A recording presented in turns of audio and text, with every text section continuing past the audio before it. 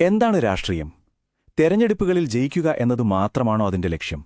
അതോ അധികാരം എന്നത് സാധാരണ ജനങ്ങളുടെ ജീവിതം മെച്ചപ്പെടുത്താനുള്ള ഒരു ഉപാധിയാണോ? ഇന്ന് നമ്മൾ ഏറനാടിന്റെ രാഷ്ട്രീയ മണ്ണിലേക്ക് കുറച്ചുകൂടി ആഴത്തിൽ നോക്കാൻ പോവുകയാണ്.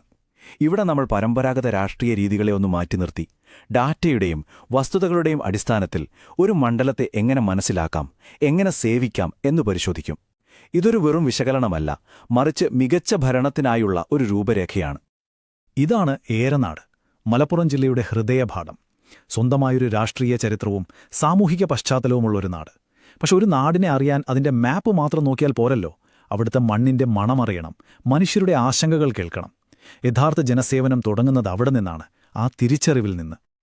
അപ്പോൾ നമ്മുടെ ഈ യാത്രയ്ക്ക് കൃത്യമായ ഒരു വഴിയുണ്ട്. നമ്മൾ 6 ഘട്ടങ്ങളിലൂടെയാണ് കടന്നുപോകുന്നത്. ആദ്യം നമ്മൾ ഏറനാടിന്റെ മണ്ണിലിറങ്ങി അവിടുത്തെ ജനങ്ങളുടെ യഥാർത്ഥ പ്രശ്നങ്ങൾ എന്തൊക്കെയാണെന്ന് മനസ്സിലാക്കും. പിന്നെ തിരഞ്ഞെടുപ്പിലെ കണക്കുകൾ പറയുന്ന കഥ കേൾക്കും. അതിനുശേഷം ഈ മത്സരത്തിന്റെ ഉള്ളറകളിലേക്ക് കടക്കും. അതിനെ നേരിടാനുള്ള ചതുർമുഖ തന്ത്രം പരിശോധിക്കും. വ്യക്തമായ ഒരു ഭരണ മാതൃക മുന്നോട്ട് വെക്കും. അങ്ങനെ ഒരു ഉൾക്കാഴ്ചയിൽ നിന്ന് ജനവിധിയിലേക്കുള്ള വഴി നമുക്ക് ഒരുമിച്ച് തെളിക്കാം. ശരി, അപ്പം നമുക്ക് ആദ്യഘട്ടത്തിലേക്ക് കടക്കാം. ഏറനാടിന്റെ മണ്ണിൽ യഥാർത്ഥത്തിൽ എന്താണ് സംഭവിക്കുന്നത്? ഏതൊരു രാഷ്ട്രീയത്തിന്റെയും തുടക്കവും ഒടുക്കവും സാധാരണ മനുഷ്യരുടെ ജീവിതത്തിലാണ്.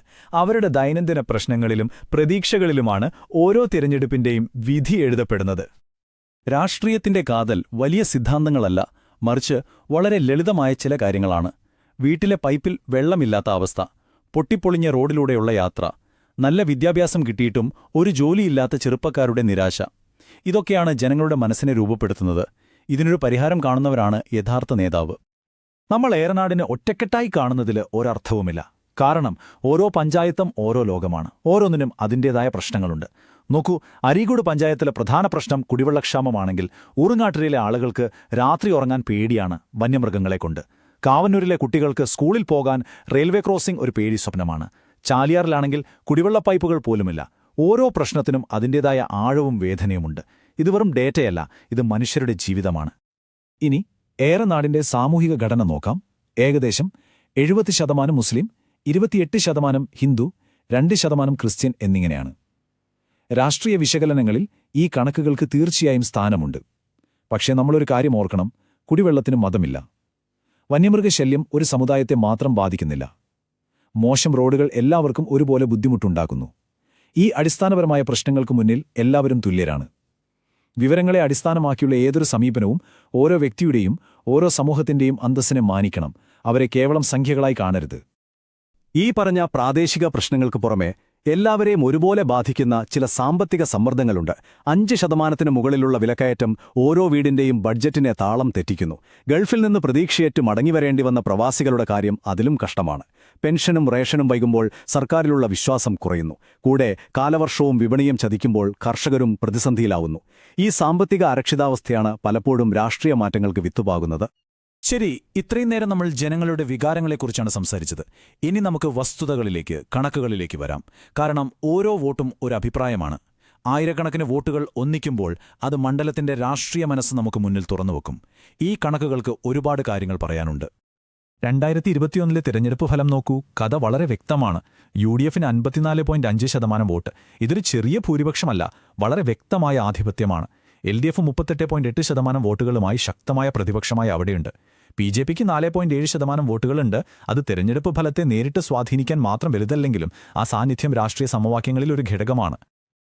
79.6%. ഇതൊരു ചെറിയ സംഖ്യയല്ല. സംസ്ഥാന ശരാശരിയേക്കാൾ വളരെ ഉയർന്ന പോളിംഗ് ശതമാനമാണിത്. ഇതിൽ നിന്നൊരു കാര്യം വ്യക്തമാണ്, ഏറനാട്ടെ ജനങ്ങൾ രാഷ്ട്രീയത്തിൽ വളരെ സജീവമായി ഇടപെടുന്നവരാണ്. തങ്ങളുടെ വോട്ടവകാശം അവർ വളരെ ഗൗരവമായി കാണുന്നു. അതുകൊണ്ടുതന്നെ ഇവിടെ ഓരോ വോട്ടും വിലപ്പെട്ടതാണ്. താളത്തട്ടിലുള്ള പ്രവർത്തനങ്ങൾ വിജയത്തിൽ നിർണായകമാകും. നിലവിലെ ജനപ്രതിനിധിയുടെ സ്വാധീനം ഈ കണക്കുകളിൽ വളരെ വ്യക്തമാണ്. 2011 ഏകദേശം 11,000 വോട്ടിന്റെ ഭൂരിപക്ഷം. 10 വർഷം കഴിഞ്ഞ് 2021 അത് ഇരട്ടിച്ച് 22,000 മുകളിലായി. ഇത് കേവലം ഒരു വ്യക്തിയുടെ മാത്രം വിജയമായി കാണാൻ സാധിക്കില്ല. മണ്ഡലത്തിൽ ആഴത്തിൽ വേരുകളുള്ള ഒരു രാഷ്ട്രീയ സംവിധാനത്തിന്റെ കെട്ടുറപ്പിന്റെ തെളിവുകൂടിയാണിത്. ഈ കോട്ട തകർക്കണമെങ്കിൽ എതിരാളികൾക്ക് അസാധാരണമായ എന്തെങ്കിലും ചെയ്യേണ്ടിവരും. അപ്പോൾ ഈ നമ്പറുകൾക്കു പിന്നിൽ എന്താണ്? നമുക്ക് ഈ മത്സരത്തിന്റെ ഘടനയെ ഒന്ന് കീറിമുറിച്ചു പരിശോധിക്കാം. ഇതിനെ വ്യക്തികൾ തമ്മിലുള്ള പോരാട്ടമായി കാണുന്നതിനേക്കാൾ 2 സംവിധാനങ്ങൾ തമ്മിലുള്ള മത്സരമായി കാണുന്നതാണ് ശരി. ഏതൊരു സംവിധാനത്തിനും അതിൻ്റേതായ ശക്തിയും ദൗർബല്യങ്ങളും ഉണ്ടാകും. ആ ദൗർബല്യങ്ങളിലാണ് പുതിയ അവസരങ്ങൾ ഒളിഞ്ഞിരിക്കുന്നത്. നിലവിലെ എംഎൽഎയുടെ കാര്യം നോക്കാം. ഒരു വശത്ത് 3 തവണ തുടർച്ചയായി വിജയിച്ചതും മുസ്ലിം ലീഗിന്റെ ശക്തമായ സംഘടനാ സംവിധാനവുമാണ് അദ്ദേഹത്തിന്റെ ഏറ്റവും വലിയ ശക്തി. എന്നാൽ മറുവശത്ത് ഈ തുടർഭരണം തന്നെ ഒരു ദൗർബല്യവുമാണ്.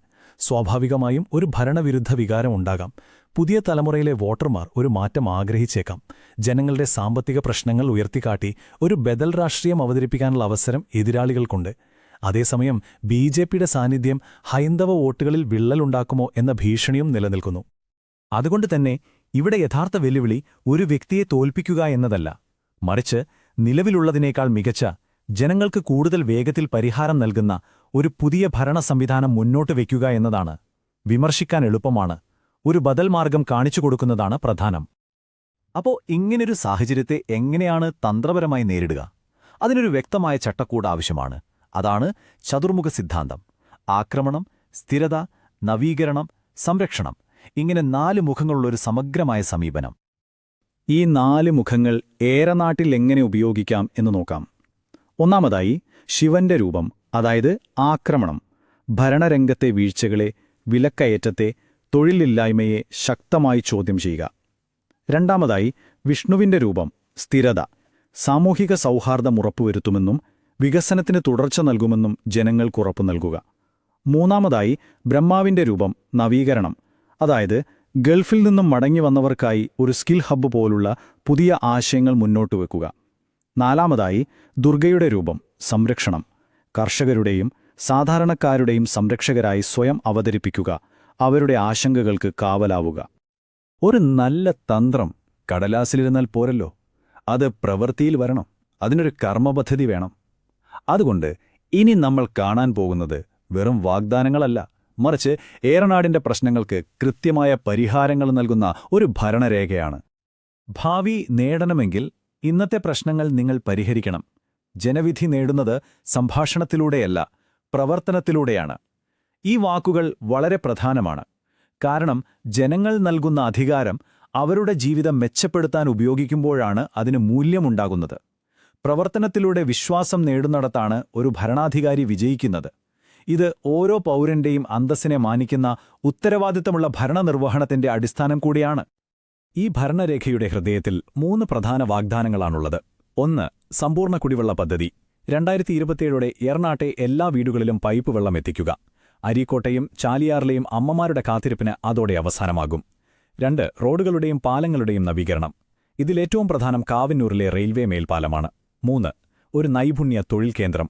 ഗൾഫിൽ നിന്ന് മടങ്ങിവന്നവർക്കും പുതിയ തലമുറയ്ക്കും ഒരുപോലെ പ്രതീക്ഷ നൽകുന്ന ഒരു പദ്ധതി.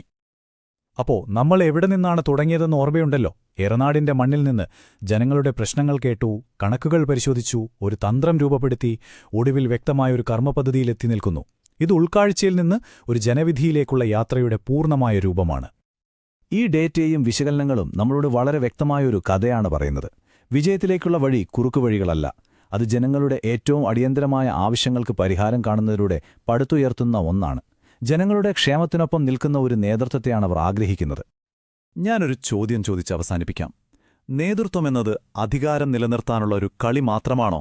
അതോ നിങ്ങൾ സേവിക്കുന്ന ജനങ്ങളുടെ ജീവിതത്തിൽ യഥാർത്ഥമായൊരു മാറ്റം കൊണ്ടുവരാനുള്ള അവസരമാണോ?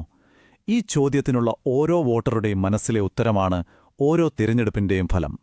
നിങ്ങൾക്കൊരു ജനകീയ നേതാവാകാനും നിങ്ങളുടെ മണ്ഡലത്തെ ഉയരങ്ങളിലെത്തിക്കാനും ആഗ്രഹമുണ്ടെങ്കിൽ blueprintstrategies.ai ബന്ധപ്പെടുക.